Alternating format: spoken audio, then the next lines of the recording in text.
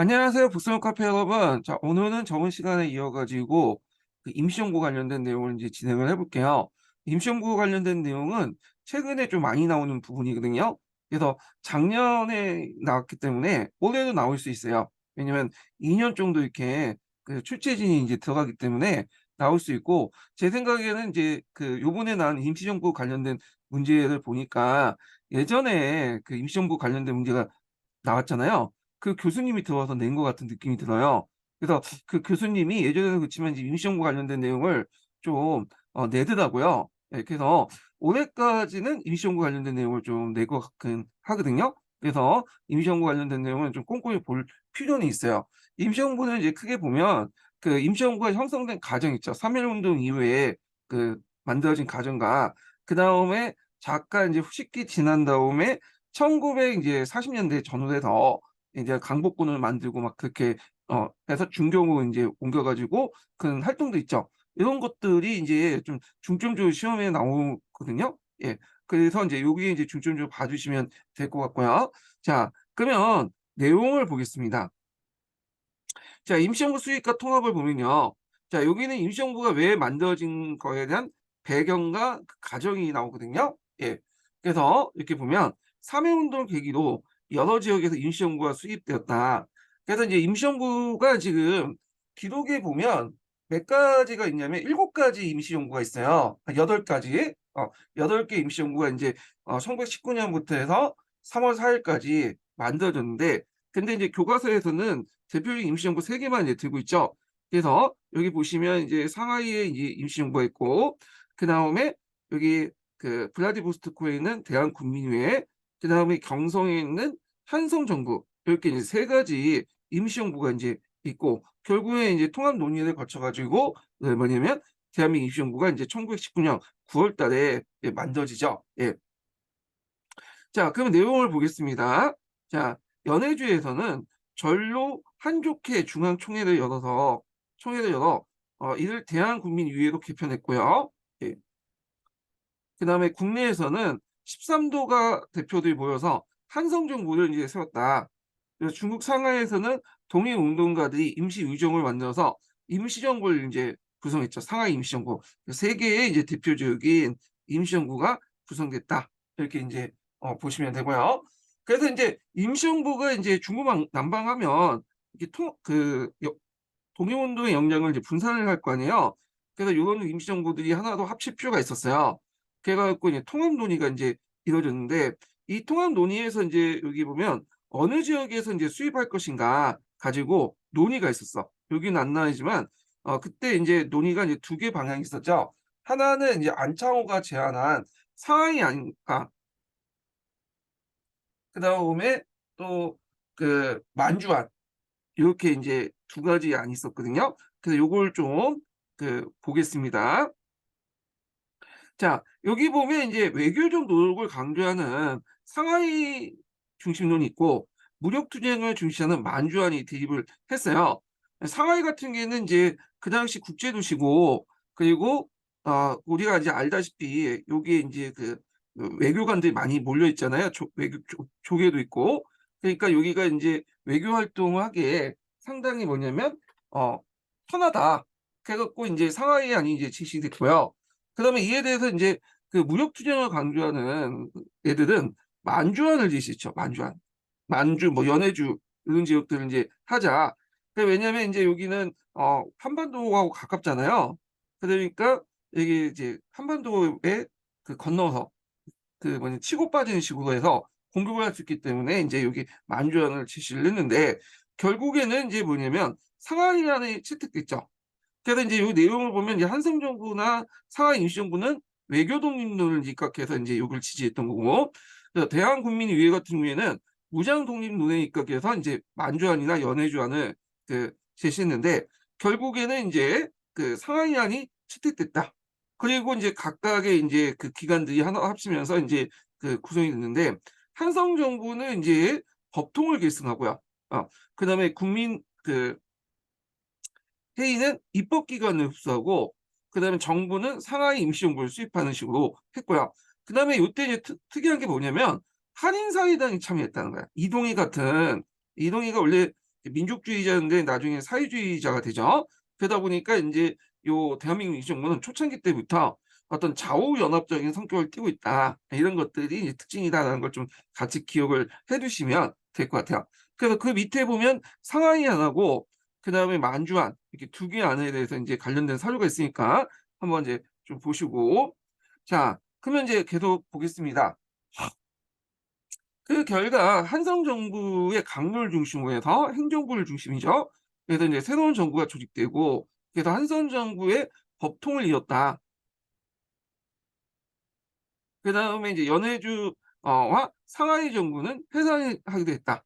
자, 이 과정에서 임시정부를 이제 그 를 무장 독립투쟁에 지도하는데 유리한 연해주에 둬야 된다는 주장과 여기는 이제 연해주 또 만주죠. 그리고 외교 활동에 이제 유리한 상하이 두자는 주장이 맞서게 됐다. 앞에 이제 살펴봤죠. 자, 여러 차례 이제 논의를 거쳐서 마침내 1919년 9월에 상하이에서 이승만은 임시 대통령, 이동희를 국무총리라는 대한민국 임시정부가 수립됐다. 이렇게 있죠. 자, 이승만은 이제 그 당시 미국에 있었죠. 이승만은 대한인국민회를 장악을 하고 있었고 돈이 많았어, 돈. 그래갖고 이제 이승만한테 요구하는 것은 이 돈을 이제 많이 지원해 줄 것이다 생각했고 그 대통령에 이제 임명을 했던 거죠. 근데 예상외로 이승만이 돈을 그렇게 주지 않았어요. 이승만은 한참 이제 뭐냐면 미국에 있다가 나중에 이제 그 상하이에 잠깐 들리죠. 그래서 상하이에 그것도 오래 있었던 것도 아니고 6개월 정도 이제 있었다고 해요. 그래서 이제 이승만이 이제 상하이 갈 때 일본의 이제 눈길을 좀 피하기 위해서 그 당시 이제 중국인들 보면 이제 그 미국에 많이 있었거든요. 근데 그 많은 중국인들이 이제 그 중에 죽으면 자기 고향에 묻혀서 이제 죽으려고 하는 사람들이 많았기 때문에 그 해마다 달마다 이제 화물선을 통해서 중국인들의 신체를 이제 뭐냐면 이쪽 중국 쪽 이렇게 운송을 했는데 거기에 이제 간짝에 들어가서 몰래 들어왔다고 그래요. 그래서 이제 이승만이 들어오니까 이제 얘가 돈을 많이 줄 거 생각했는데 이게 돈을 잘 안 줘. 그래갖고 결국에는 이제 여러 가지 이유로 이승만이 나중에 쫓겨나다시피 이제 미국에 돌아오죠. 그래서 이제 이승만이 실제로 상하이에 이제 있었던 기간이 그렇게 별로 없어요. 그래서 나중에 탄핵 사유를 탄핵할 때 이승만의 탄핵 중에 탄핵 이유 중에 하나가 이승만이 상하이 별로 없었다. 이런 것도 탄핵 이유가 됐거든요. 그다음에 여기 보면 이제 이동희 같은 사람인데 이동희는 신민회 활동을 했던 사람이고 그때부터 이제 무장 독립 투쟁론을 주장을 했던 사람이에요. 그래서 이제 무장 독립 투쟁을 했던 사람이고요. 이 사람은 또 한인사회당의 이제 당수기도 하죠.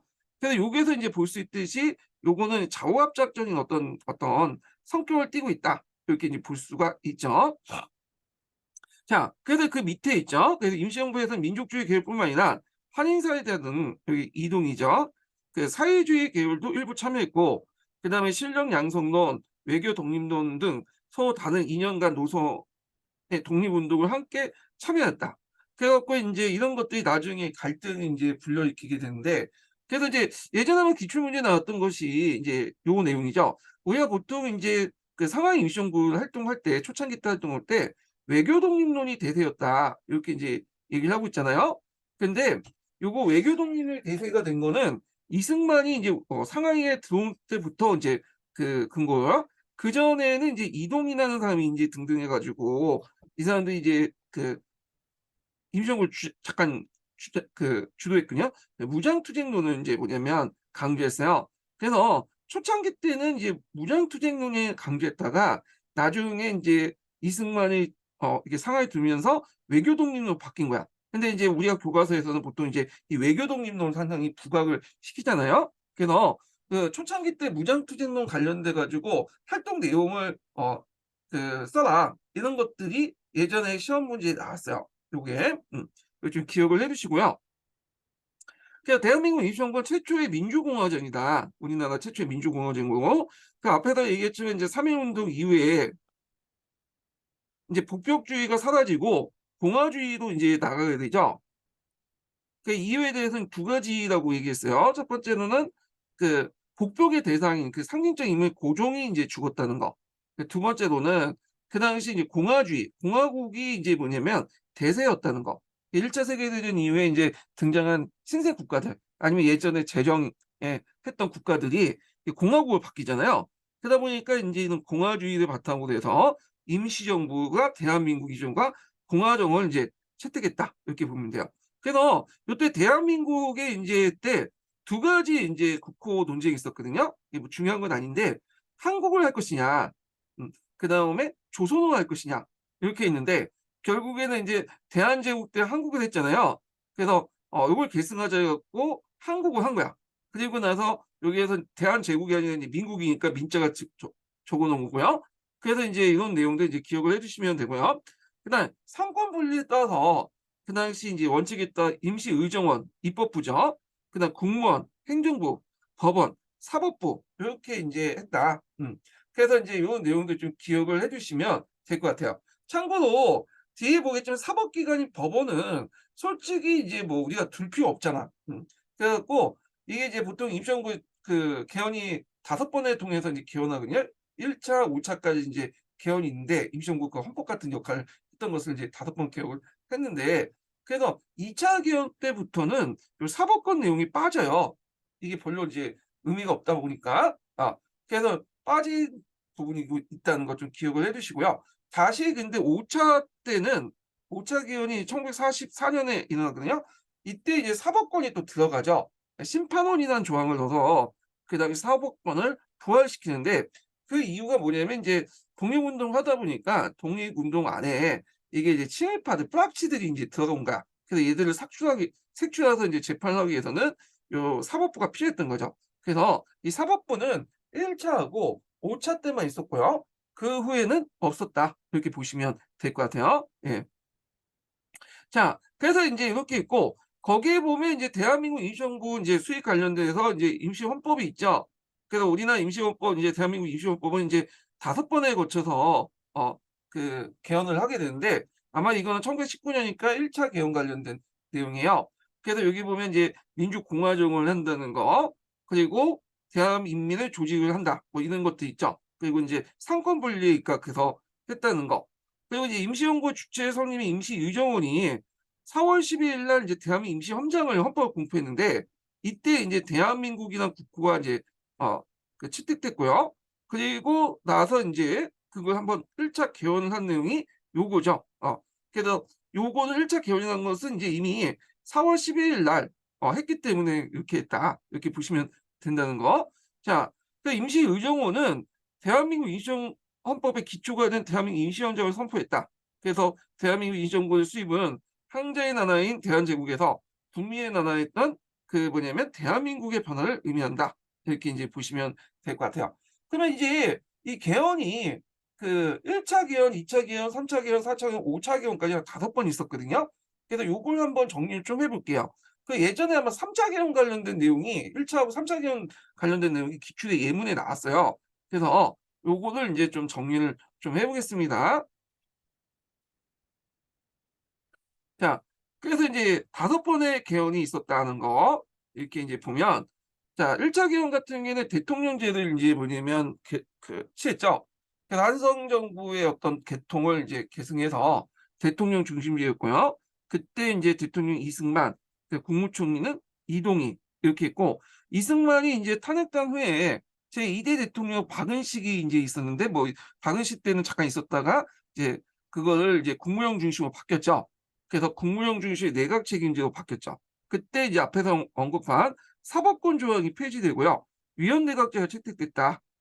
그래서 이제 이런 내용들 좀 기억을 해주시면 될 것 같아요. 그래서 2차, 3차 때는 그렇게 이제 임시정부가 이제 힘이 없었거든요.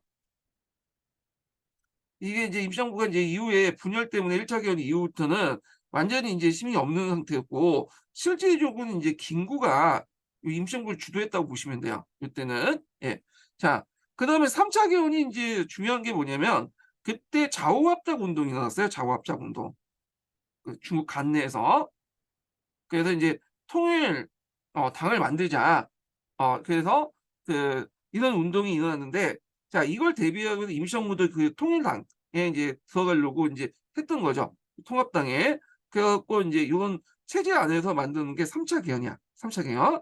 자, 이때는 그 일종의 이제 그 임시정부가 통합당에 들어갈 중에 가도기 형태에서 있기 때문에 주로 이제 정부보다는 임시위정원 중심이었어. 이 통합된 날 대비해 갖고 이제 가도정부 형태로 이제 운영이 됐기 때문에 그다음에 이제 있고 그리고 국무위원들 중심의 집단 지도 체제를 취했다.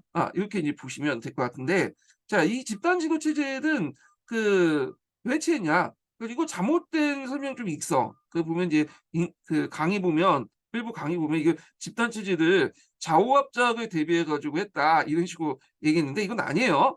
요거는 임시정부 개헌 자체는 좌우합작을 대비했지만 국무원 중심의 이 집단 체제는 이건 좀 달라. 요거는 이제 뭐 때문에 그러냐면 앞에서 2차 개헌 때 인제 내각 책임제를 하니까 이게 권력 효율적이 못해. 그래서 이게 좀 책임감도 없고 하니까 몇몇 사람들이 돌아가면서 이제 집단으로 이제 책임을 지자. 그래서 뭔가 행정의 효율성을 높이기 위해서 이 집단 체제를 채택했다. 이렇게 보시면 될 것 같아요. 근데 이제 요게 주의할 거는 3차 개헌 때는 이 국무원보다는 임시위정원 중심이었어요. 왜냐면 이게 정부보다는 이제 앞으로의 통합을 고려해 가지고 하기 때문에 그런 건데 자, 그래서 유일당 운동을 반영해서 그다음에 이당 치국을 인제 형태를 동의했죠. 당이 국가를 통치한다. 그래서 인제 이당 치국 형태였고 이게 안차호가 인제 주장했거든요. 정부 형태보다는 당 형태가 낫다. 이렇게 인제 했다는 거. 그다음에 3차 개헌 때 또 뭐냐면 주석제가 대두된다. 이렇게 됐는데 이 주석제 같은 경우에는 이제 뒤에 보면 4차 때 5차 때 주석은 지위가 이제 막강하거든요. 예. 근데 요때 주석은 그냥 국무원 중심의 집단 지도 체제다 보니까 이게 뭐 사회 보는 사람도 있을 거 아니야. 이래서 사회 보는 사람을 이제 주석이라고 의미했어요. 참고로 중국에는 주석이라는 의미는 제일 높은 수장을 의미하거든요. 그 기간에. 자, 하여튼 주석제가 대두됐지만 3차 개헌 때는 그렇게 큰 역할을 못 했다. 이렇게 보시면 될 것 같아요. 그렇지만 4차, 5차 개헌 때는 좀 다르죠. 요때부터는 이제 항일 전쟁 시기죠. 그래서 이제 중국에 이제 중일 전쟁이 일어나고 태평양 전쟁이 일어났던 그런 시기잖아요. 자, 그러다 보니까 이제 국민당의 또 지원을 받게 돼요. 그리고 이제 강복군도 이렇게 만들어지고 그리고 이제 여기가 이제 중경이죠. 4차와 5차 개헌 때는 중경에서 했는데 그러다 보니까 이제 일본과 싸우다 보니까 강력한 이제 지도력이 필요하잖아요. 그러다 보니까 이게 주석 지도 체제로 바뀌는데 이때 김구가 이제 그 역할을 했고요. 그래서 종전의 집단 지도 체제에서 주석 중심의 지도 체제로 바뀌었는데 이때 주석은 그 지역 임시정부의 수장 역할을 했다. 종전의 주석보다 권한이 더 커졌다. 이렇게 보시면 되고요. 자, 5차 개헌 때는 이제 좀 좌우합작적인 형태가 이제 등장했는데 주석은 김구가 맞지만 여기 이제 김규식 같은 이제 뭐냐면 약간 민족주의 좌파 세력들 이제 포용하고 그리고 이제 이 과정에서 이제 조선위원대의 일부가 강복군을 편입되잖아요. 김홍범 그런 사람들이. 그래서 약간 이제 뭐냐면 좌우합작적 연합정부가 구성됐다. 그리고 이제 앞으로 일제가 패망한 후에 우리나라가 이제 돌아와야 되잖아. 이제 우리나라도 돌아가야 되겠죠. 그래서 한국 체제가 이제 만들어졌다. 한국이라는 것은 강복 후에 이제 들어와서 정부를 구성하는 그런 체제 이런 것들 준비하는 체제 한국 체제라고 하는데 자, 하여튼 이렇게 5번의 개헌을 통해서 이제 뭐냐면 개헌이 일어났고 예전에 1차 개헌과 그다음 3차 개헌 관련된 내용이 시험 문제에 나왔다는 거 좀 기억을 해 두시면 될 것 같아요. 자, 그러면 이제 또 넘어갈게요. 대한민국 임시정부의 활동 내용을 보겠습니다. 예. 요거 관련돼서 이제 예전에 오래된 기출문제에 한번 나왔고요. 그다음에 이제 또 최근에는 이제 임시정부 군사활동 관련된 내용 있죠. 이런 것들이 예전에 이제 시험문제 나왔죠. 예. 그래 갖고 요런 것도 좀 기억을 정확히 좀 해 주시는 것도 좋을 것 같아요. 예. 자, 그럼 내용을 보겠습니다. 자, 대한민국 임시정부는 독립운동 자금을 안정적으로 확보하고 국내에 이제 한인 세력들 연락을 하기 위해서 교통제와 연통국을 뒀죠. 연통제와 교통국을.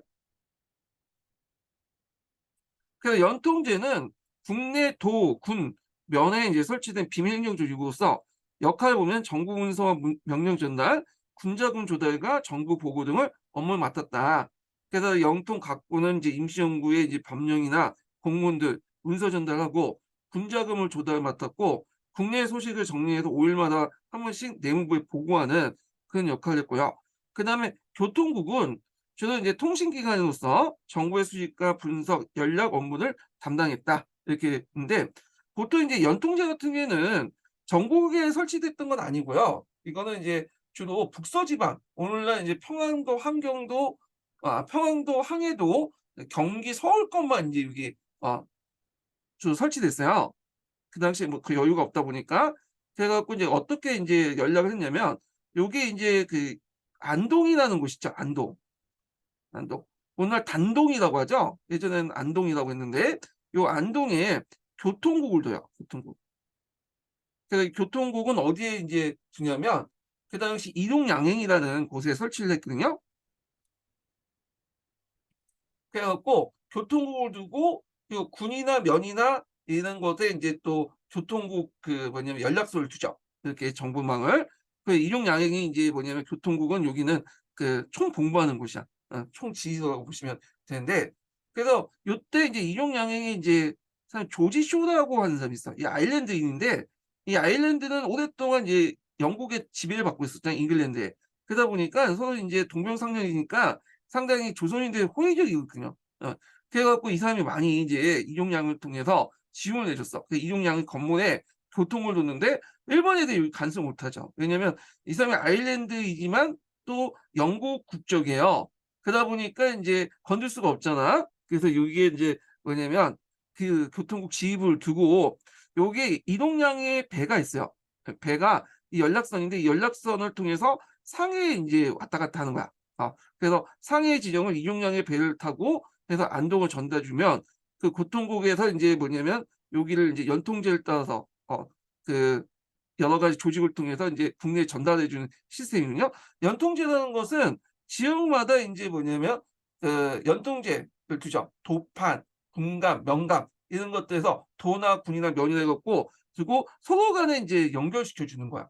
그래서 예전에 남북 전쟁 때 지하철하고 비슷하다고 보시면 돼요. 예. 그래서 비밀 거점을 두고 거점과 거점을 인제 릴레이식으로 이렇게 연결해서 서울까지 연결하는 거야. 그래서 여기에서 전달하는 것을 이렇게 교통을 타 갖고 연통제에 연결돼 가지고 요렇게 이제 서울까지 인제 이렇게 확산되는 전달해 주는 그런 역할이고 또 여기에서 만들어진 인제 그 여기에서 거둔 그 군자금들, 의원금들은 또 요걸 타서 교통국을 타 갖고 여기를 인제 상해로 이렇게 전달해 주는 그런 역할을 인제 했던 것이 연통제잖아요. 예. 그 연통제는 국내 연결해서 통한다. 그래서 이걸 통해서 자금 확보나 정보를 획득한 제도를 연통제로 하거든요. 예. 자 그렇게 인제 운영이 됐는데 문제는 이 교통국과 연통제가 오래 운영된 게 아니라 21 년도 이후에 인제 뭐냐면 일본에 의해서 발각이 되죠, 이 조직 자체가. 그러다 보니까 이제 어떤 문제점이 생겼냐면 정보 전달 요게 지령을 못 내요, 보내. 그리고 이제 또 뭐냐면 이 자금을 모집해 갖고 수입을 해 줘야 되는데 갖다 줘야 되는데 국내에서 자금을 모집 못 해요. 예. 그러다 보니까 인제 상당히 인신연구에 어떤 큰 타격을 줬다. 경제적으로 상당히 타격을 줬죠. 그래서 이게 이제 있는데 하여튼 초창기 때 그런 조직이 운영이 됐다. 이렇게 좀 기억을 해 두시면 될 것 같아요. 그 연통제 같은 경우에는 앞에서 언급한 것처럼 북서지방, 평안도, 항해도, 경기도 서울권 정도만 이제 운영이 됐고요. 나머지 지역 같은 경우에 외곽 단체들이 인제 좀 약간 보조를 해 줬어요. 대한독립애국당 같은 단체는 강원도, 충청도를 좀 가난하고 대한민국 청년 외국당 같은 도시는 중구 이남, 조선민족대동당 뭐 이런 것들을 인제 했다. 이렇게 이제 보시면 되고요. 그 연통제라는 조직을 통해서 국내에서 인구세도 징수하고 또 뒤에 얘기했지만 독립공채도 발행을 했거든요. 그래서 중요한 자금줄 역할을 했다. 이렇게 좀 보시면 될 것 같아요. 자 그리고 인제 대한민국 임시정부는 독립운동 자금을 마련하기 위해서 독립공채를 발행하거나 위헌금을 거뒀다.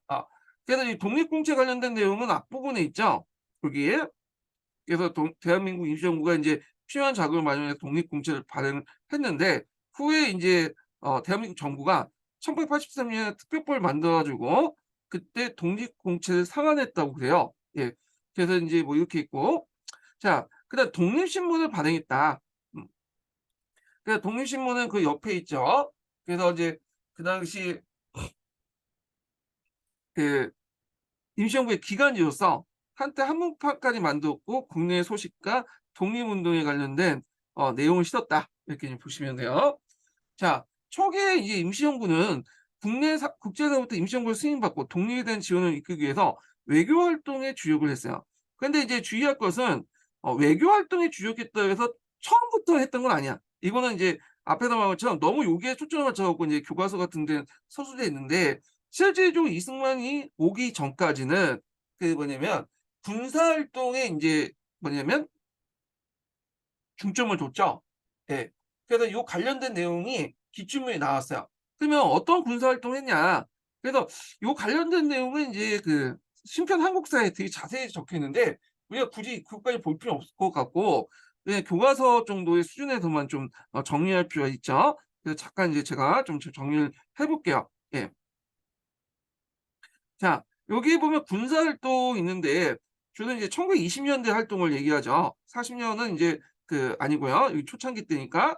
자, 여기 보면 국무부를 뒀어요. 그래서 군사 업무를 관장을 하고 그래서 인제 있고 그리고 인제 여기 국무부는 이제 만주 쪽으로 이동을 하려는 이렇게 왜 만주가 좀 어 군사 활동하기에는 좀 많잖아요. 좋잖아요. 그래서 기존에 독립군 단체도 있고 그 등등하니까 여기는 이동하려고 이제 계획을 수립했고 그다음에 여기에 좀 눈여겨볼 게 뭐냐면 선호군전서군과 북로군전서군이죠. 그래서 이제 1910 년대에 만들어진 이제 이런 그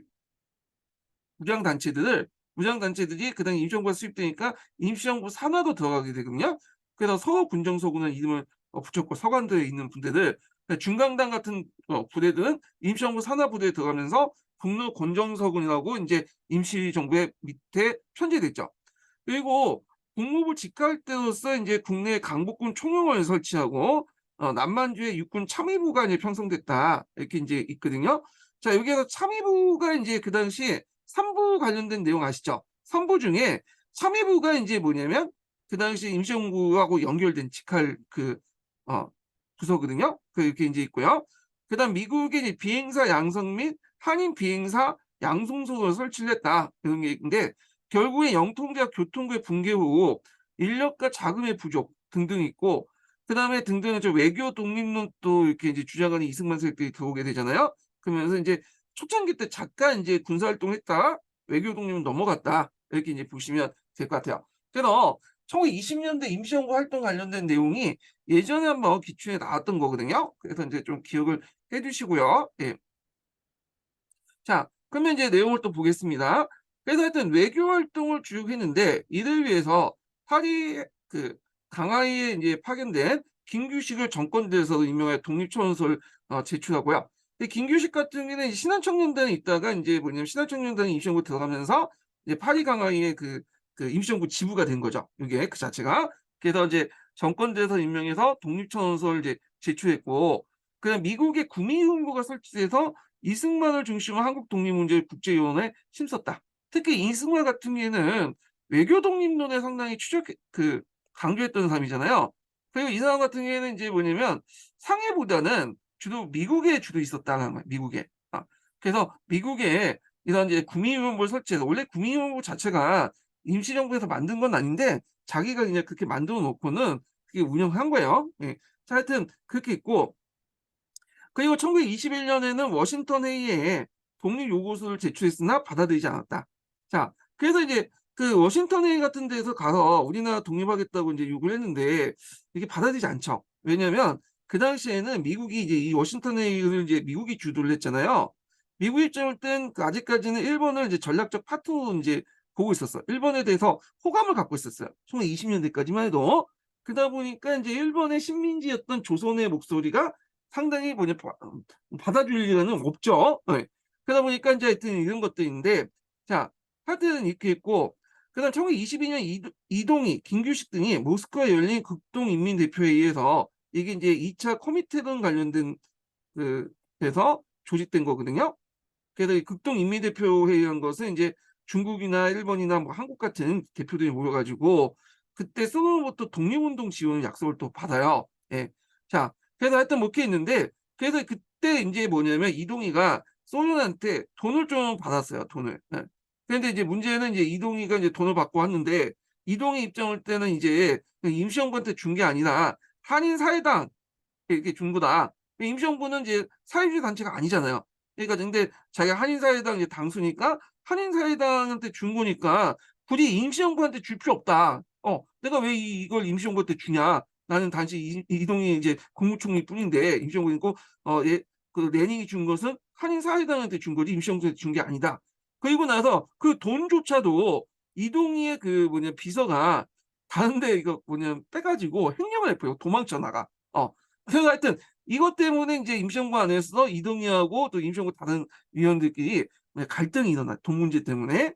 이렇게 있는데 엄밀히 말하면 요 부분은 이게 이제 그 임시정부에서 활동했던 것보다는 이동희 같이 이제 임시정부에 있던 사회주의자들이 이렇게 참여를 한 거예요. 임시정부 이름으로 참여한 건 아니거든요. 예. 그래서 이걸 외교 독립론에 이렇게 이제 들어간 건 좀 그렇고 여기는 될 것 같아. 그래서 미국의 국민의원국을 설치하고 워싱턴에 독립요구서를 제출하고 그다음에 파리 강화에 이제 김규식 같은 걸 이제 그래서 독립청원서 제출하고 자 이런 것들이 이제 뭐냐면 외교 독립론의 주 내용이었다 이렇게 좀 보시면 되겠죠. 근데 이 외교 독립론이 성공했냐? 실제적으로는 이제 뭐냐면 실패했죠. 예.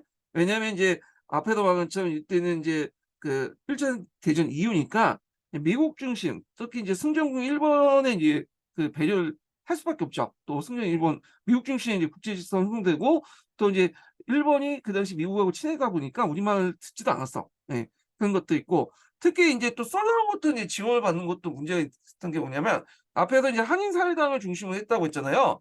근데 앞에 돈 문제 때문에 이동희하고 이제 그 다른 사람들이 갈등이 있다 보니까 이동희가 임정원이 탈퇴를 해버렸어요. 그러고 나서 그 후부터 이제 소련과의 관계는 또 단절이 됐어. 소련부터 이제 지원을 받지 못했죠. 코미테부터. 예. 자, 그 다음에 임시정부는 이제 군사활동에 힘을 기울였다. 그래서 정부 조직을 국무부를 설치해서 이거 예전에 시험문제 나왔던 거죠. 군사움을 맡겼으며 서로군전서군, 복로군전서군 등 완주 지역의 독립군 단체를 국무산을 편제했다. 이렇게 이제 있고요. 자, 그 다음에 국민대표회의와 임시정부의 변화를 보겠습니다. 요거는 있는데 이게 좀 약간 안 된 게 이게 그 교육과 문화활동 관련된 내용이 이제 좀 없어가지고 요걸 좀 보충을 할게요. 예. 자, 여기 보면 이제 교육과 문화활동 관련된 내용에서 독립신문, 아까 이제 대한민국 임시기간지가 독립신문이 만들어졌다고 했잖아요. 예. 그래서 이제 있고, 우리나라 임시정부의 기간지로서 독립신문이 이제 창간됐다는 거. 그래서 이제 있고요. 그 다음에 사후편찬소를 뒀어요. 그래서 이거 예전에 한번 기출에 언급됐던 거거든요. 그래서 이제 일제 조선사 편수에 대항해서 이강수나 안창호 등이 설치를 했고, 그 다음에 박은식이 또 활동을 했어요. 이항수는 이제 아까 예전에 이제 여기까지만 해도 그러니까 임시정부 창립할 때까지만 해도 초창기 때만 해도 이게 이제 예국 그 독립운동가로서 활동을 했죠. 근데 이 사람이 나중에 변절해요. 친일파가 되는데 그게 이제 계기가 됐던 게 뭐냐면 시험 문제 나오진 않겠지만 이강수의 여자친구가 있었어. 여자친구를 이제 그 당시 일본 경찰이 국내 일본 경찰이 잡아가서 그 사실 이강수에 알렸거든요. 그래서 이강수가 이제 뭐냐면 이렇게 여자친구를 구한다고 그 인천항을 통해서 이제 딱 이렇게 들어왔죠. 그 소식을 안 일본 경찰이 사전에 정보를 입수한 다음에 이강수를 체포를 하게 돼요. 그래서 이강수가 이제 경찰서에 끌려갔는데 하루 만에 나와버린 거야. 그것도 멀쩡한 몸으로 어디 다친 데가 없고. 보통 이제 독립운동가를 잡으면 일단은 그 고문부터 하잖아요. 한 달, 두 달 넘게 이제 유치하게 쳐놓고 그러는데 하루 만에 나오고 몸도 깨끗해. 이 말은 뭘까요? 변절했다는 거죠, 변절. 예. 변절하면서 이때부터 완전히 이제 친일행위를 하게 되는 거죠. 예. 그래서 이제 이런 것들 이제 돼서 이강수가 이렇게 친일행위를 이제 그 한 게 여자친구 때문이다 이렇게 보는 관점이 있는데 하여튼 그래요. 하여튼 이강수는 이 당시에는 이제 민족운동가로서 이제 그 독립운동가로서 활동을 했고 이 사료 편찬서에서 이제 한일 관계 사료집을 간행하고요. 그 다음에 일제 침략의 부당성과 독립 요구를 정리했고 국제연맹의 한민족 자주 독립의 자주성을 규명했다는 거. 그리고 이제 박은식이 한국 통사에 이어서 한국 독립운동 지열사를 발간했어요. 그러니까 나중에 했지만 이제 한국 통사 같은 경우에는 우리 민족이 일제 통치하에 드는 거는 우리 수수의 문제점이 있다. 이렇게 이제 얘기를 한 층에 가는데 이 한국 독립운동 지열사 같은 경우는 이거는 일본의 제국주의 문제다. 침략 때문이다. 그리고 이제 예전에는 한국 통사 때 이제 그 동학농민 운동을 상당히 부정적으로 이제 묘사했는데 박은식은 이제 이때부터는 동학농민운동 상당히 높게 평가를 하죠. 자, 뭐 하여튼 이런 것들 이제 해서 했다. 사회촌천서 역할을 이제 보면 되고요. 그 다음에 교육 보면 초등학교 인성학교, 뭐 중등학교의 상해조합, 중학, 육군 무관학교 이런 것들이 성립됐다. 이렇게 이제 보시면 될 것 같아요. 자, 그러면 국민대표 임시정부의 이제 활동을 이제 변화를 보겠습니다. 자, 20년대 초반에 넘어가면서 21년 이후부터 독립운동 이제 임시정부가 이제 여러 가지 타격을 받게 되는데 앞에서 얘기한 것처럼 이제 연통제하고 교통국 조직이 파괴가 되죠. 1921년이죠. 근데 국내 이제 자금줄이 끊기게 되는 거야. 어, 그리고 또 뭐냐면 요 안에 저 민족주의와 사회주의 간의 어떤 간의 이념 대립 그리고 독립운동의 이제 뭐냐면 당락에 대한 대립 이렇게 있는데 특히 이제 이때 이제 뭐냐면 외교 독립론에 대해서 상당히 이제 뭐냐면 비판을 받게 돼요. 외교 독립을 했더니 이게 앞에서 말한 것처럼 잘 안 됐단 말이에요. 성과가 없죠. 그러니까 이제 그동안에 좀 차와 있었던 무장 투쟁론자들 뭐 이동이나 뭐 신채호나 이런 사람들 입장을 땐 이게 못마땅한 거죠. 거기에다가 이승만의 위임 통치 청원서가 이제 나중에 알려지게 되는 좀 얘기하지만 그래서 이제 이런 것들 때문에 내부 갈등을 이제 겪게 되고요. 그래서 임시정부의 존치 여부를 가지고 이제 논의를 하게 돼요. 근데 이제 임시정부 안에서 그걸 논의할 수 없으니까 임시정부 밖에서 객관적으로 논의해보자. 그래가지고 우리가 알고 있다시피 국민대표회의를 이제 개최하잖아요.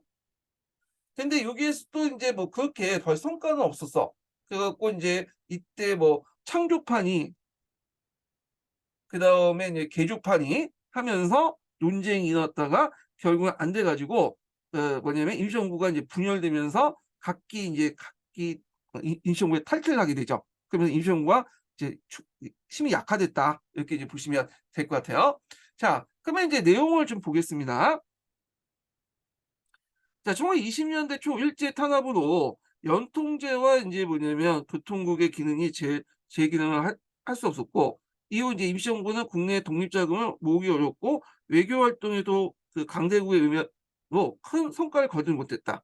자, 또한 이무적인 이승만의 외교 독립론, 이동희 계열의 무장투쟁론, 안창호의 실력 양성론 등 독립운동 노선을 둘러싼 논쟁이 벌어졌으며 사회주의와 민족주의 갈등도 나타났다. 자, 이런 가운데 신채호와 박용건 같은 무장투쟁론자들은 이승만이 미국 대통령의 윌슨의 이제 위임 통치 청원서를 제출한 사실을 문제 삼아서 임시정부 개편을 요구했다는 거야. 자, 여기에 보면 이제 이승만의 위임 통치 청원서가 있는데 이 이승만의 위임 청원서는 그때 당시에 이제 했던 게 아니라 그 3.1운동 일어난 후에 며칠 뒤에 그 이승만이 미국 대통령 윌슨에게 보낸 청원서 내용이에요. 그래서 이제 우리를 이제 뭐냐면 미국이나 국제연맹에 위임 통치에 좀 해달라고 요구를 한 거야. 이 내용에 국제연맹 통치나 미국에 이제 통치하에 두겠다고 이제 요청을 한 거죠. 그래서 이승만이 이제 그 요청을 했는데 그때 당시에는 알려지지 않았어요. 이게. 근데 임시정부가 수립되고 나서 나중에 이제 이승만이 위임 통치 청원서를 냈다는 걸 알려지게 된 거죠. 그러니까 이제 노발대발한 거지. 특히 이제 신채호 같은 사람들은 막 이제 이승만을 비판하면서 이완용은 있는 나라를 갖다 팔았는데 이승만 없는 나라까지 갖다 팔았다. 그러면서 이제 비판을 했죠. 그래서 하여튼 이걸 이제 문제 삼아서 임시정부의 개편을 이제 요구했다. 그래서 이제 임시정부 개편하니까 임시정부를 이제 개편을 좀 하기 위해서 논의하기 위해서는 임시정부 안에서 논의하는 좀 그렇죠. 임시의정원에서 논의하면 의정원에서 논의하면 제대로 안 될 거 아니에요. 그러니까 앞에 언급한 것처럼 그 당시 이제 임시정부 밖에서 이제 논의하자.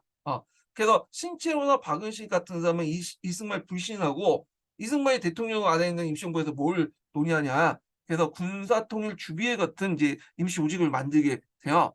사회주의 계열 인사들도 적극적인 무장투쟁 노선을 주장하면서 이승만의 사임을 요구하죠. 예, 외교 활동을 보니까 별 성과도 없다. 이거 너가 무슨 우리나라를 뭐 갖다 파냐 뭐 이런 식의 논의가 이제 일어나게 되죠.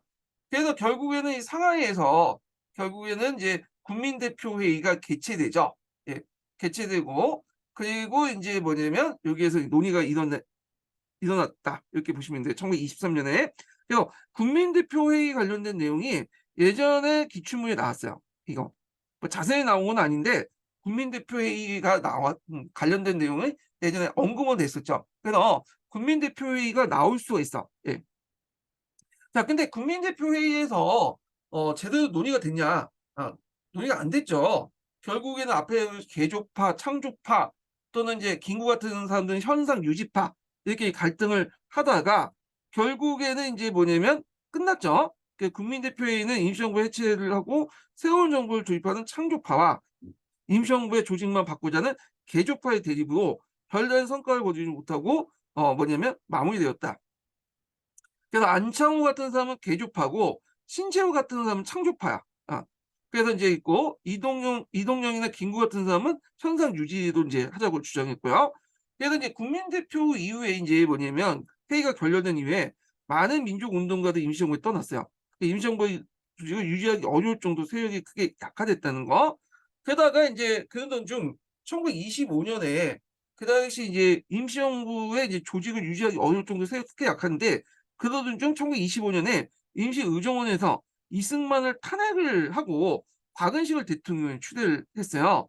그래서 왜 탄핵을 했냐? 여기는 이제 관련된 사료가 지금 없거든요. 그 다른 교과서에 있긴 있는데 탄핵 이유에 대해서 이제 세 가지가 있어요. 그 탄핵 관련된 내용에서 첫 번째로는 이제 뭐냐면 그 이승만이 그 당시 이제 상하이 별로 없었다.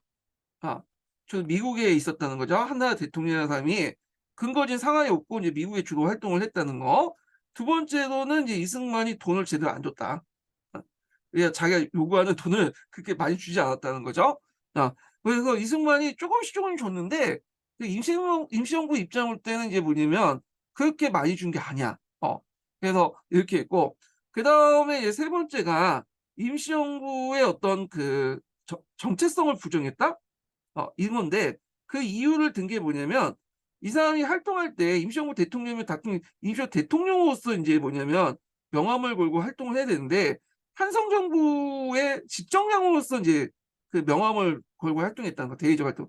한성정부의 집정관이라는 건 이제 이승만이 한성정부의 집정관 역할을 그 집정관이 일종의 대통령 같은 건데 이걸 한 거야. 그 이유가 뭐냐면 이승만은 이제 여러분도 알다시피 스타일 자체가 독재 스타일이잖아. 자기 멋대로 하고 하는 건데 임시정부는 이제 의정원이라는 곳이 있거든요. 임시의정원 국회 역할을 하는. 그 의정원이 상당히 이승만을 견제하는 거야. 그러니까 이게 보기 싫었나 봐. 이승만 입장 때는. 그러다 보니까 이제 좀 독재권이 강한 한성정부 집정관 대통령이지가 상당히 마음에 들었나 봐요. 그래서 국외 활동을 할 때 주로 이제 한성정부 집정관이라는 이름으로 활동을 해서 그러다 보니까 이제 이런 것들이 이제 뭐냐면 탄핵 사유가 된 거죠. 그래서 우리가 이제 앞에 이제 이승만의 위임 통치 때문에 탄핵한 게 아니다. 이거는 어차피 이승만이 취임 전에 있었던 거고 대통령으로 요거는 이승만이 대통령 된 후에 하기 때문에 탄핵 사건에서 이승만이 대통령 될 때 했던 걸 적어놔야 됐거든요. 그러니까 이런 여러 가지 이유 때문에 이제 이승만이 탄핵받았고요. 결국 이승만이 탄핵받고 아예 이제 이승만은 이제 그냥 꼴보시갖고 그 임시정부의 자금줄을 그냥 끊어버리죠. 예전에는 찔끔찔끔 줬는데 아예 끊어버려. 그러다가 이제 김구가 이제 좀 와가지고 좀 편지 쓰면서 좀 징징대면 그때서 조금 보내주고 그 정도야. 그 돈을 가지고 이제 뭐 그 독립운동을 한 것도 있지만 뭐 자기 개인적으로 유용했다고 그러죠. 젊은 여자 끌고 다니면서 막 놀고 다니면서 흥청망청 놀았다 이렇게 했는데 예전에 이거 백년 전쟁인가? 거기에서 이제 그 했던 얘기인데 모르겠어요. 하여튼 그래서 이렇게 있고 그래서 이대 이제 박은식이 대통령을 추대됐지만 앞에서 연처럼 2차 개헌이 일어나서 대통령제를 국무령 중심으로 내각 책임제로 바꿨죠. 일종의 집단 지도 체제로 전환했다. 그리고 이때 이제 중심이 이동용과 김구인데 이 김구가 이제 중심으로 했다 보시면 돼요. 이 김구가. 그래서 이후부터는 완전히 이제 김구 중심으로 이제 나갔다. 20년대 중반부터 해서 그 30년대까지는 김구가 이제 뭐냐면 그것을 이제 조직을 이끌었다 이렇게 보시면 돼요. 그래서 뭐 한인 예국당 같은 조직도 이때 이제 만들었죠. 침체기 때. 예. 그래서 이제 이때부터는 이제 완전히 임시정부가 뭐랄까 그 정부의 주도 역할을 못해요. 정부의 주도 역할을. 예. 그래갖고 어떤 구심적 역할을 못했다. 그러니까 내부 분열로 해서 호가적 활동을 하지 못했고 이후부터 독립운동에 실제 주도하지 못했다는 거. 이런 것들이 이제 한계점이 있고요. 그리고 이제 정부란 형태가 좀 그렇잖아요. 정부라는 거는 주권이라든지 그다음에 그 영토, 국민이 있어야지 이게 정부 국가가 만들어지는데 정부가 만들어지고. 근데 이 정부라는 호칭이 좀 그래 가지고 후에 이제 국민대표회의 이후에 정부라는 것보다는 당으로 만들자라는 이제 운동이 일어나. 예. 그래 갖고 이제 당 조직론이 등장을 하게 되거든요. 이당 치국 운동이라는 거. 이런 것들이 다 민족 유일당 운동의 역할을 했는데 자 하여튼 이래서 인제 임시정부가 이제 긴 침체기를 맞게 되었다. 이렇게 이제 보시면 될 것 같아요. 예. 자 여기 보면 임시정부의 의의와 한계가 없는데 잠깐 인제 보면 자 여기 보면 이제 의의는 최초의 민주공화정이었고요. 3.1운동을 계승했고 자우익의 통일전선을 냈다. 그러니까 내부적으로 한계는 효과적으로 활동하지 못했고 독립운동에 실질을 주도하지 못했다는 거. 대중적 기반 교조와 최고 지도부의 지위가 확보하지 못했다는 거. 그다음에 운동 방법과 정치 노선을 수용하지 못했다는 거. 그래서 다양한 이제 뭐냐면 그 독립론을 수용하지 못 그 다양한 이제 노선을 수용하지 못하고 초창기 때 인제 물론 잠깐 이제 무장 독립 투쟁을 했지만 외교 독립론에 초점을 맞췄다는 거. 예.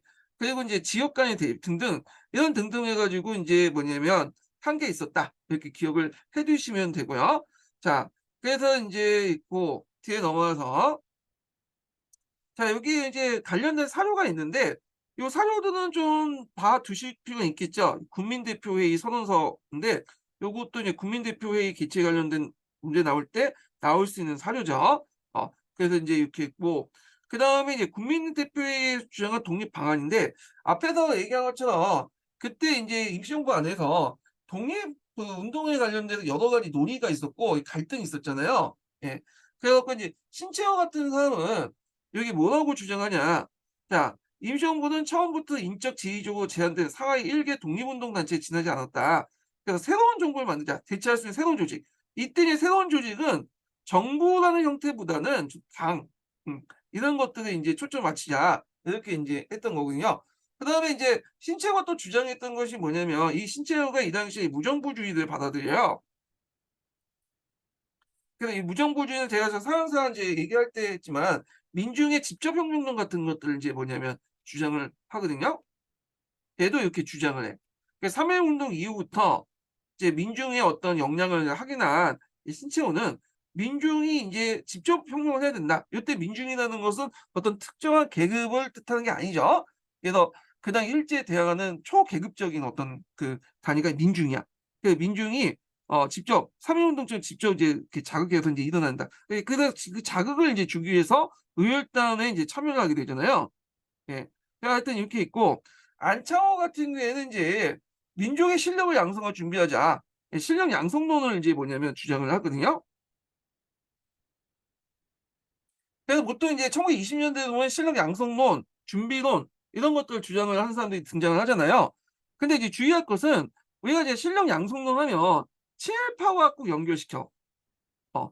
근데 친일파가 꼭 그런 게 아니에요. 이건 도식화된 거고 신랑 양성룡 중에서도 친일파 아닌 사람도 많아요. 예. 그 대표적인 사람이 안창호인데 국내 신령 양성론자 중 상당수가 친일파지만 그 신령 양성론을 주장했다고 해서 100% 친일파다. 이렇게 이제 뭐 말하기는 좀 힘들다는 거죠. 자 그래서 인제 여기 보면 임시정부를 개선하고 하여 독립운동 단체의 중심 역할을 만들어가며 독립전쟁을 수행하기 위해서 먼저 교육과 산업 등 민족 실력을 양성을 해야 된다. 이렇게 이제 했던 거고 이동희 같은 경우에는 인제 뭐냐면 이 사람 투쟁론자죠. 무장투쟁론. 이 사람은 또 한인사회당의 당수잖아요. 그러니까 소련과의 연대를 또 강조해요. 소련과 연대 투쟁. 그러니까 소련과 이제 지원하에 소련에 지원하에 그 소련과 이제 교섭을 하고 인제 그러니까 소련과 교섭하고 시베리아 주둔 일본군을 견제하기 위해서 공수동맹을 체결하죠, 소련하고. 그래서 또 독립군의 어떤 양성 지원을 또 받고 그런데 그것 때문에 좀 싸우죠. 그거 앞에서 언급을 했고. 자 그래서 인제 이동희 같은 사람들이 이렇게 했고 여기는 안 나왔지만 인제 안창호 같은 사람들 이승만 같은 사람은 물론 이 사람은 인제 여기 참여하진 않았지만 자 이때 인제 뭐 외교 독립론 이렇게 인제 주장을 했던 거고요. 예. 자 하여튼 뭐 이렇게 있고 신채호는 만주나 연해주 등 임시정부를 대체할 새로운 조직을 만들어야 된다고 주장한 창조파의 대표적인 인물이로서 안창호, 이동희는 대한민국 임시정부를 민족 대표기관을 인정하는 개조파의 대표적인 인물이다. 이렇게 이제 있고, 그래서 이제 잠깐 여기 제가 표를 잠깐 이제 볼게요. 이게 좀 제가 정리를 좀 해놨는데 여기 개조파하고 창조파 간에 이제 사람들 있죠. 예. 그 개조파는 이제 상하이파 개조인데 여기 보면 안창호가 있고 이동희는 이제 상하이파 공산당, 한인공산당이라고 하잖아요. 그래서 하여튼 이게 있고 그 다음에 이제 창조파 같은 경우에는 이제 여기 보면 그 여기는 안 나왔지만 그 당시 이제 그 신채호 같은 사람이 이제 그 대표적인 사람이고 여기 나왔네요. 그 다음에 이르치크파 고려공산당. 그래서 이게 뭐냐면 좀 소련 쪽에 가까운 사람이야. 요 상하이파 공산당은 나중에 설명했지만 좀 사회주의는 이제 수용을 하되 민족주의 성격이 강한 사람들이 많거든요. 예. 그러니까 민족주의를 하기 위해 사회주의라는 방편을 사용한 거야, 수단으로서. 근데 이제 이르치카 공산당은 뭐 이 사람은 한국 사람이긴 하는데 오랫동안 이제 오래전에 소련에 기하된 사람이에요. 소련 문화의 영향을 받기 많았던 사람이죠. 그러다 보니까 이 사람들은 사회주의와 민족주의 중에 사회주의에 초점을 맞춰서 운동을 하는 거예요. 그래서 원래는 이 두 개의 파가 따로따로 놀았거든요. 따로따로 놀았는데 나중에 이제 코미테름에서 지시가 일어나. 일당 일국주의. 어. 그래서 한 나라에서는 한 개 뭐냐면 당이 필요하다.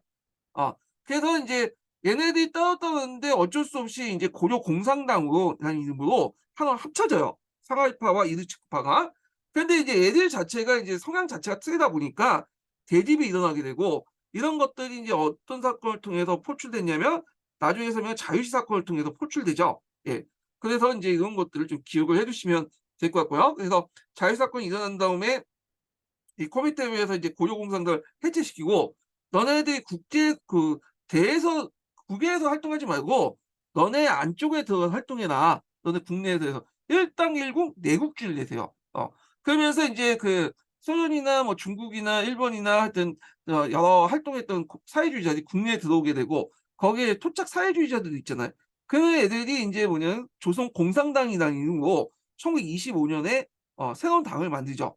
근데 앞에서 말한 것처럼 상하이파와 이르치크가 합쳐진 고려공산당도 내분이 많은데 더 많은 집단들이 모여있는 그 조선공산당이 내분이 많을 수밖에 없잖아요.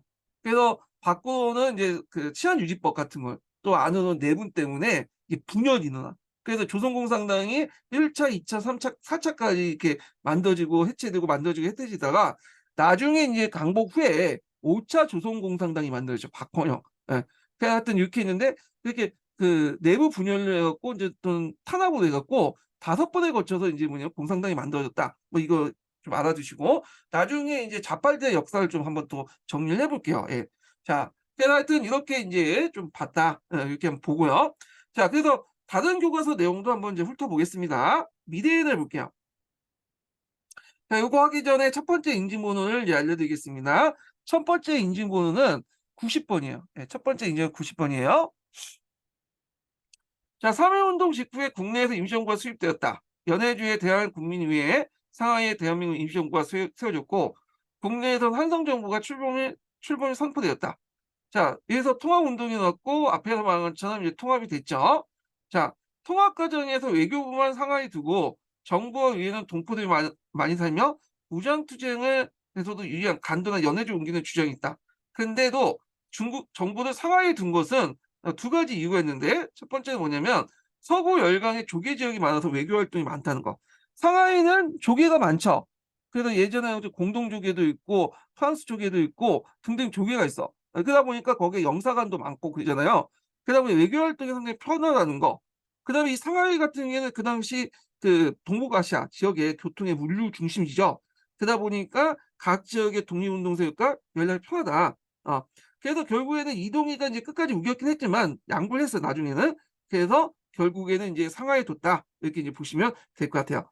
자, 그다음에 항제의 나라에서 국민의 나라로 이렇게 보면 대한민국 임시정부는 3.1운동에서 터져나온 민족의 열망으로 수립됐으며 나라 안팎으로 활동한 여러 독립운동 세력이 함께 참여했다. 그래서 외교론자, 무장투쟁론자, 실력 양성론자 등등을 이제 했죠.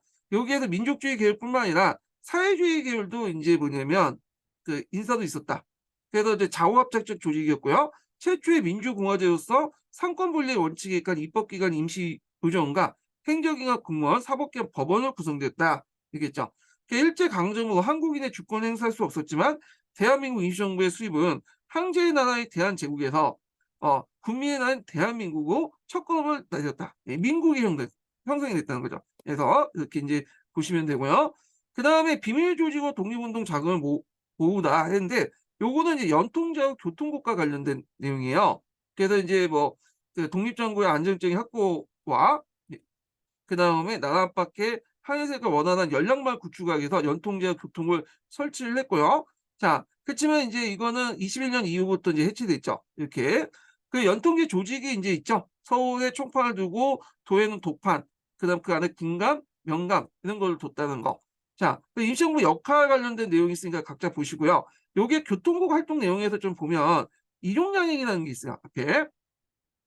보통 양행이라는 것은 이제 서양인이 만든 회사라는 뜻이 할 때 이제 양행을 이제 붙이거든요. 그 조지 쇼라는 사람이 그 조지 루이스 쇼라는 사람이 만드는 사람이야. 아일랜드 계통의 사람이죠. 그래서 이제 아일랜드 조지 루이스 쇼가 단둥 지금 오늘날 그 당시 안동이죠. 안동에 성립한 무역회사이다. 쇼는 영국의 식민 통치를 받은 아일랜드의 처지를 고려해 독립운동을 적극 지원했다. 이렇게 했고요. 자, 이걸 근거해서 안동에서 교통국의 활약이 두였다. 자, 그 다음에 이제 관련된 내용이 있고, 그 다음에 외교활동에 주력하다 해가지고 외교활동 관련된 내용이 있죠. 김규식 관련된 내용이 있고, 그 다음에 또 구미위원부를 돕고, 그 다음에 이제 여기는 이제 앞에 내용이 없는 것 중에 그 외교 노력의 결과 슌을 수반한 중국 정부의 승인을 받았다. 그러니까 국민당 정부의 승인을 받았다는 건데 요때까지는 그렇게 국민당 정부가 이제 크지 않았거든요. 강동에 있었던 조그만 이제 그 정부였기 때문에 지방 정권이기 때문에 의미는 없지만 하여튼 승인을 받았고 그 다음에 소련의 내림부터 독립운동을 이제 지원받았다. 자금을 지원받았다. 그 엄밀히 말하면 코민테름에서 지원받은 거야. 제2차 코민테름에서 이동희가 이제 지원받았는데 앞에서 그랬죠. 이것 때문에 돈 문제 때문에 갈등이 일어났다고 했죠. 그리고 나중에 그 돈을 일부를 그 이동희 비서가 이제 먹고 빤스를 했고요. 예. 자, 그래서 이제 그러나 1차 세계대전의 승전국이 미국, 영국 등이 주도하는 국제사회에서는 한국 독립운동을 한기하는데 머물렀다. 실질적 효과가 없었다. 이렇게 이제 보시면 될 것 같아요. 자, 임시정부 수립을 신호탄 대동단계선언은 예전에 한번 읽었는데 한번 여기도 읽어볼게요. 자, 이거 앞에서 말한 것처럼 임시정부 수립하자는 논의가 3.1운동 이전에 있었어요. 그걸 이제 대표적으로 볼 수 있는 게 이제 신한민보라는 것도 있고 신한민보에서 가정부를 수립하자는 내용이 있었잖아요. 그 다음에 이제 앞에 또 보면 대동단계선언에도 그 내용이 보이는데 대동단계선언 같은 경우에는 이제 그 당시 신한청년단이 이제 조직을 공포인 거죠. 원래 그 신한청년단이 아니라 잠깐만요. 이거 그 단체를 잠깐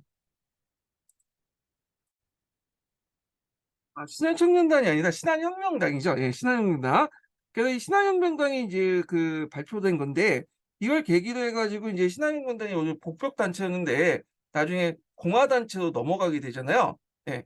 그래서 이제 이렇게 중요한 문서인데 자, 하여튼 조성왕 그다음에 신규식, 박은식 등등이 이제 공포한 상인데 실제로 이 대동단계선의 초안은 조성왕이 작성한 거야. 조성왕이. 자, 하여튼 이렇게 있고 자, 이 선언은 이제 순종이 주권을 포기한 순간 한국의 주권이 이민족인 일본에 넘어갔고 넘어간 게 아니라 2천만 동포에게 기속됐다. 그 주권 분열론을 지시했죠. 주권은 망할 수가 없다. 황제가 포기했으니까 이제 국민이 이제 주권을 가졌다. 이렇게 이제 하잖아요. 다만 일제 불법적인 국권 강탈로 국내 동포는 다시 적을게요. 자, 강탈로 국내 동포는 주권 행사가 어려운 상황이 있으므로 그 당시 해외 독립운동가들의 주권 행사의 권한을 위임받아 대한민국 임시정부를 만들어야 할 권리와 책임이 있다고 주장했다. 이는 임시정부의 수립의 당위성을 밝히고 대한민국의 영토 인민 주권을 계승한 새로운 민주주의 국가라는 건설의 신호탄을 쏘아올린 데 큰 의미가 있다. 이렇게 있죠. 그래서 대동단계 선언 관련된 내용 주권 분면을 근거해서 국민주권을 제청했고 그 다음에 임시정부 수립의 필요성을 내세웠다. 예, 두 가지 이제 의미 좀 기억을 해두시면 될 것 같아요. 이 내용들.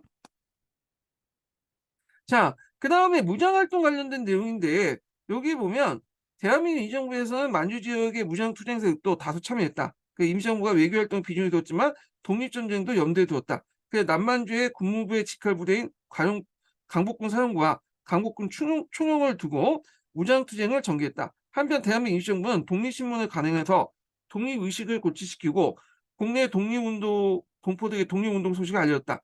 당시도 임시정부 편찬위원회를 두고 사회편찬위원회를 두고 일제 침략과 학정, 우리 민족의 독립운동 관련된 사료를 모아서 한일 관계 사료집을 간행했다. 이렇게 있고요. 그래서 이 당시 국무부 포고 제1호 내용이 있거든요. 그래서 이제 보면 이게 이제 어디야? 예전에 기출 관련된 내용인데 저도 이제 예전에 관련된 때 임시정 초창기 때 군사활동 관련된 내용 때 이것도 국무부 포고 내용도 이제 적어놨어요. 예. 거기 보면 군인 양수와 군대 편성에서 국민 남녀 동원을 동원한다. 징병령 관련된 내용도 있어요. 여기. 예. 자, 그다음 국민대표회의를 통해서 해놓은 진로를 묘사하다. 그래서 이제 요 앞에는 배경이 있고요. 그리고 이제 이 국민대표회의가 이제 개최하고 나서 갱주파와 창조파로 나눠졌다가 그 후에 이제 이승만이 탄핵받고 헌법을 고쳐서 국무회의 중심의 집단 지도체를 바뀌었다는 거. 그러다가 이제 그걸 이제 돌파하기 위해서 뒤에 좀 얘기했지만 한일 예국장을 1931년에 김구가 만들죠. 의열투쟁을 이제 하게 됐다. 이렇게 이제 보시면 될 것 같고요. 여기 보면 개조파하고 창조파 관련된 내용이 이제 있는데 요거 밑에 보충자를 좀 볼게요. 자, 개조파 안창호는 현재 임시정부의 조직과 체제를 개선하여 유지한다고 주장했다. 창조파 신채호는 외교 독립론에 치우쳐 있는 현재 임시정부에 대신한 새로운 주체를 세워야 한다는 입장이다. 그는 만주 연해주에 가서 강력한 무장투쟁을 펼친 새로운 민족 대표기관으로 수행의 필요성을 주장했다. 한편 임시정부의 옹호파였던 김구는 국민대표회의 자체를 회의적으로 생각하면서 임시정부의 현상 유지를 내세우면서 국민대표회의에 불참했다. 뭐 이렇게 있고요. 자, 거기에 보면 이제 대한민국 임시정부 의의 보면 이게 요거는 대한국 국제 같은 경우에는 전제군주제 치안대 반해서 여기 이제 1차 개헌이죠. 이 민주공화제 관련된 내용 있잖아요. 그래서 이제 재정에서 공화국으로 넘어갔다. 뭐 그 내용이에요. 자, 그다음에 이제 3.1운동의 민족운동 반영인데 뭐 이렇게 이제 이건 좀 볼게요. 3.1운동 이후에 이게 이제 노선이 되게 다양해요. 그래서 무장투쟁론, 외교독립론, 실력 양성운동, 의열투쟁 등등 있었고 그리고 3.1운동이 농민운동과 청년학생운동에 그 영향을 줬죠. 그리고 또 2년쯤 올 때 또 민족주의 운동과 사회주의 운동이 분화가 돼. 그래갖고 이제 여기 보면 민족주의 운동과 사회주의 운동의 비교가 있거든요. 그럼 이것만 읽어볼게요. 3.1운동 이후에 사회주의 운동이 대두되면서 한일 민족 운동을 크게 민족주의 계열과 사회주의 계열로 나누어 전개했다. 자, 이들은 일제를 몰아내고 독립을 쟁취하는 공통된 목표를 가지고 있었다. 하지만 사회주의 운동은 사회재산 제도를 바탕으로 자본주의 체제를 부정했고 노동자 농민 계급의 해방을 추구했다. 사회주의자에게는 민족 해방과 계급 해방은 분리할 수 없는 문제였다. 자, 이런 까닭에 사회주의 운동은 일제 극심한 탄압을 받았을 뿐만 아니라 지주나 자본가 중심이 된 민족주의 운동과 갈등을 빚기도 했다. 자, 이에 이제 민족운동 전선을 하나 더 통일하여 항일투쟁의 힘을 모으려고 민족유일당 운동이 전개되었다. 이렇게 있죠. 자, 그 다음에 이제 러시아혁명으로 사회주의 국가된 러시아가 그 당시 소련이죠. 그 당시 이제 그 2차 커뮤니티를 열고 식민지 민족들에게 약소민족들의 민족해방 지원을 되게 약속을 했거든요. 그러다 보니까 이제 일본이나 우리나라 특히 이제 중국이나 우리나라에 영향을 미친 거죠. 그래서 이제 민족주의자 중에 사회주의의 이제 그를 수단으로서 선택한 사람들이 되게 많아요. 뭐 이런 것들 국제적인 어떤 그 배경 이런 것들 좀 기억을 해주시면 될 것 같고요.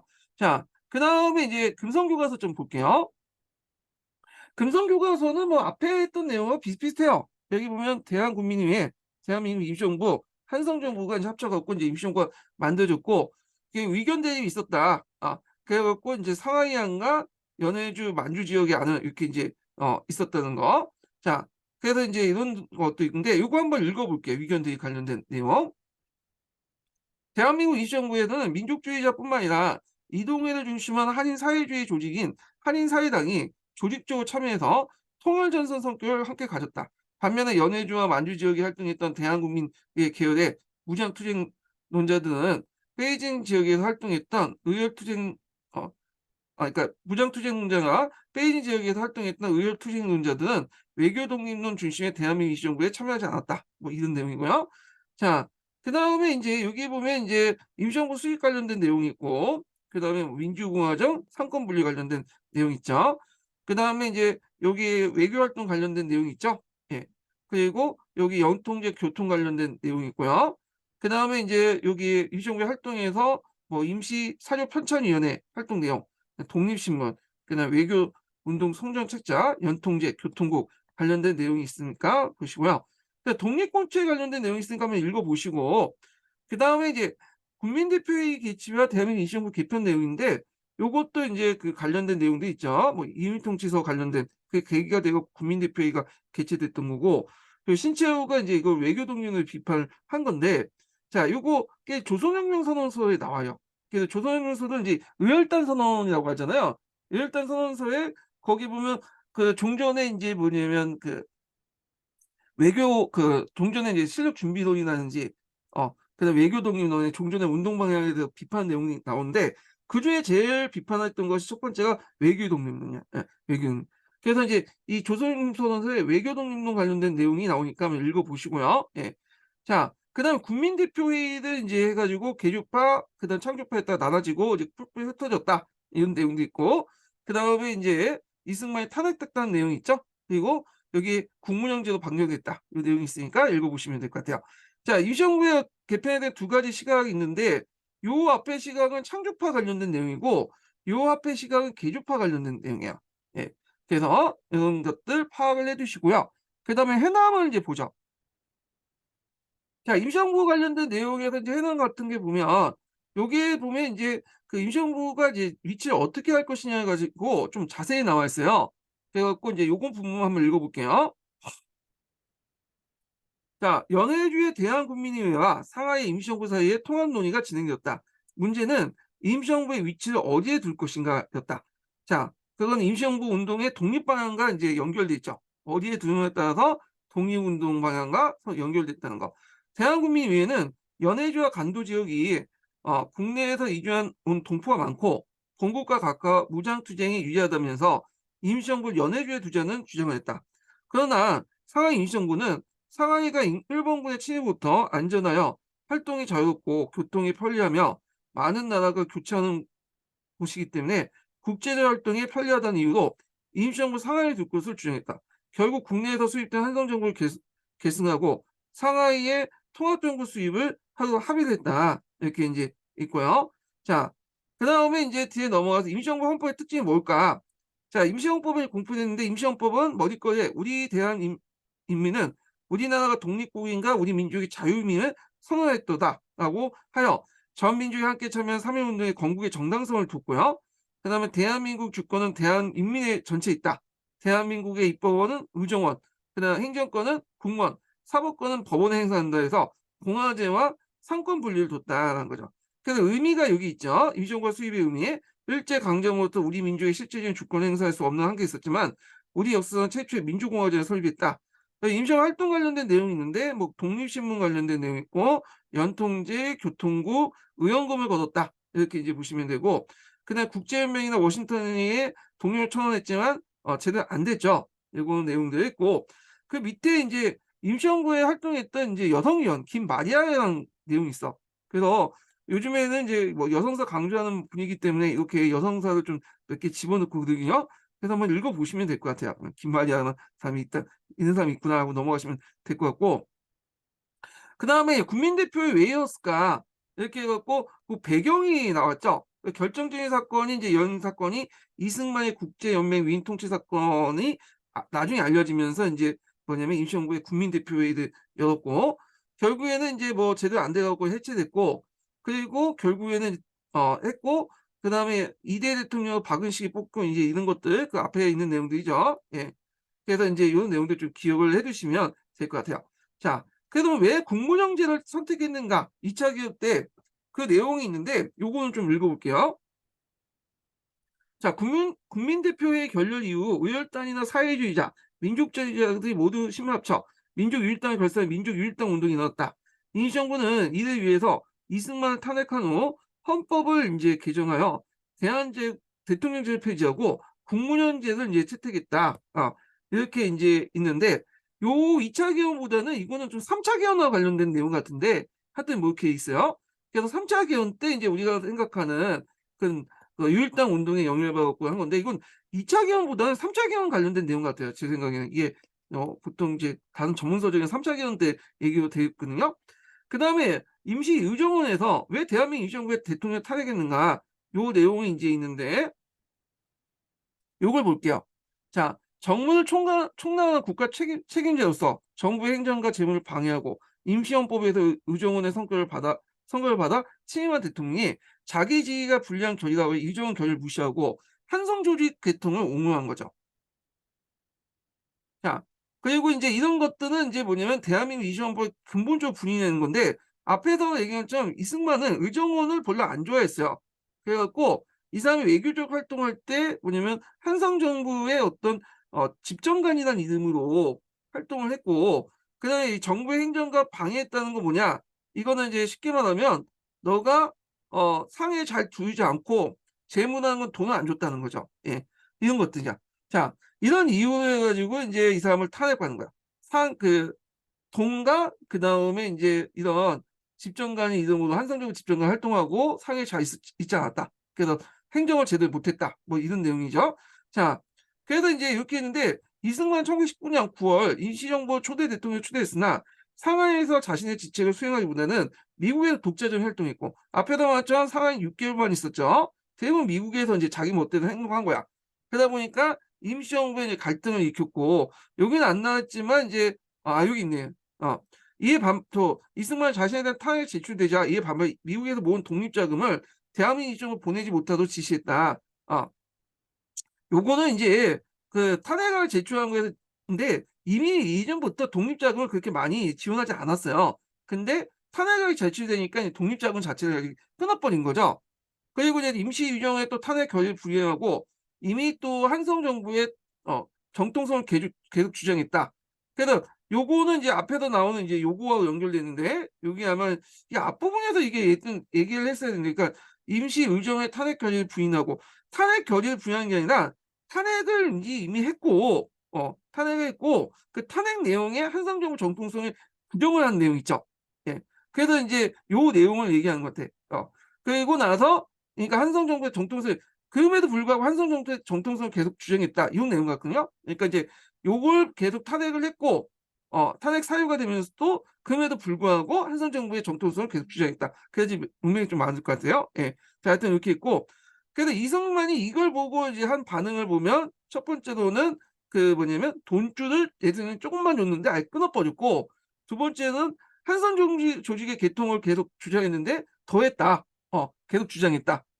계속이니까 이렇게 이제 이해를 해주시면 될 것 같아요. 이렇게 그래서 그 상해에 계속 있지 못해서 국정을 제대로 파악하지 못했고 돈줄을 뭐냐면 그 돈을 제대로 안 줬고 그 다음에 한성 정부의 집정관을 활동했다. 이 세 가지 이유 때문에 탄핵을 받았다. 이렇게 기억을 해주시면 될 것 같고요. 자, 그 다음에 이제 이 내용들 그 각자 보시고 그 다음에 뒤에 넘어가서 이제 그 무장 독립투쟁 관련된 내용을 보겠습니다. 자, 이 무장 독립투쟁 관련된 내용은 1920년대에 관련된 내용이거든요. 그래서 1920년대 이제 무장 독립투쟁 관련된 내용인데 요것도 이제 봉오동 천상리 전투 예전에 봉오동 전투 시험 문제 나왔죠. 중요한 부분이죠. 그래서 요것도 인데 요거는 좀 쉬었다가 이제 좀 진행을 해보겠습니다. 예.